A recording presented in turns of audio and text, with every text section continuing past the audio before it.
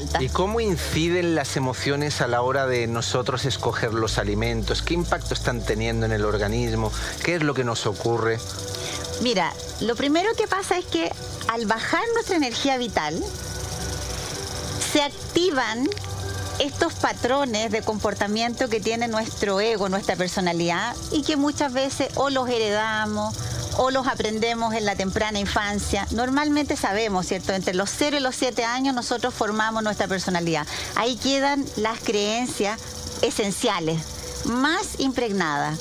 Entonces, todas las emociones que se activen a partir de ahí, no solo nos van a llevar al comportamiento que voy a tener con el entorno, sino que al comportamiento que yo voy a tener en mi relación también en cómo me alimento. O sea, eso que estás diciendo es sinónimo de lo que tú ves ahora mismo, es lo que otras muchas personas han creído y han dicho de ti, porque somos esponjas. Así y es. hay que liberarse de eso para encontrarse a sí mismo, si no, mal. Mal.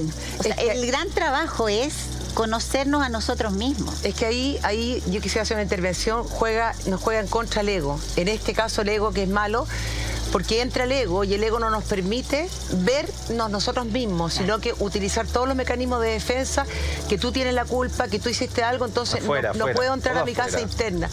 Y cuando nosotros actuamos, como tú decías, desde el corazón, desde el centro de nosotros, desde el corazón, podemos hacer las cosas con amor y hacerme cargo de mis cosas, pero cuando actuamos desde el ego, entonces jamás voy a tomar conciencia de que este problema es tuyo, o sea, es mío, sino que es tuyo. Exacto. Y muchas veces pasa eso, que no tomamos conciencia que el ego nos juega una mala pasada, porque finalmente si derribamos este ego, que tiene que ver con el pasado, con las costumbres, con lo que tomamos, con las rabias, no vamos a poder trascender como personas. Ojo, sí, que este ego, yo trato con harto cariñito al ego, ¿eh?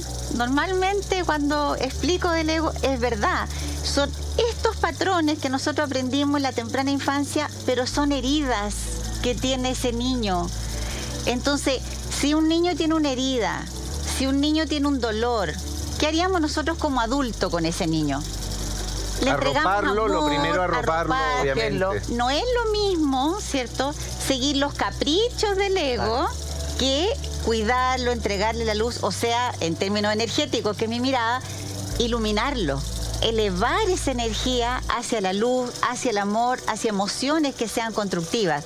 Entonces, no hay que enojarse con el ego. Lo peor que tú puedes hacer es enojarte con el ego, porque la rabia es un sentimiento de baja frecuencia vibratoria. Entonces estamos en más de lo mismo. La rabia es prima hermana del miedo. Y cuando tú hablas de las emociones, también hay 5 heridas que de repente nos juegan en contra en todo este proceso, que son tremendamente importantes. Sí. Mira, estas 5 heridas, ¿cierto? Tenemos la humillación. Eso, la humillación. Aquí está. Por ejemplo. Aquí, la humillación. Venga. Hablemos de la humillación. La humillación. A ver, por ejemplo, la persona que se sintió humillada en la temprana infancia. A ver, a lo mejor una actitud muy pequeña del papá o de la mamá o de aquel adulto que estaba frente a este niño, y él se sintió no reconocido. La humillación tiene que ver con el ser, con sentirse que no vale. Entonces, va a empezar a tener experiencia en su vida, a controlar situaciones, a querer controlar las relaciones interpersonales, y también eso va a pasar con la comida, en cómo se alimenta esta persona. O sea, pero ahí mediante la humillación ya le han dejado un hoyo tremendo en el alma que se llama baja autoestima por todas partes, ¿no? Lo que pasa que cuando entra la humillación, como tomando un poco lo de la maga y desde esta otra mirada, tiene mucho que ver cómo tú tuviste una relación con el sexo opuesto. Siempre el sexo opuesto. O sea, yo con mi padre, tú con tu madre. Entonces, ¿qué pasa acá? Que nosotros sentimos desde nuestra mirada, y muchas veces ahí se interpone el ego, sentimos que en el fondo nos han hecho un daño. Exacto. Y queremos cobrar. Y en ese daño que nosotros sentimos, nos vamos armando en la vida con mecanismos de defensa.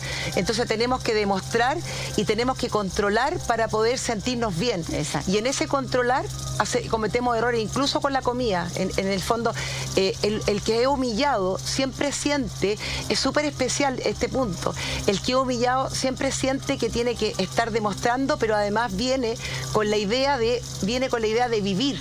de gozar la sexualidad, de gozar la comida, es un goce permanente, pero siente culpa. Pero del mismo sexo también puede haber humillación. Sí, sí. No. Pues hay hombres y mujeres que se sienten humillados.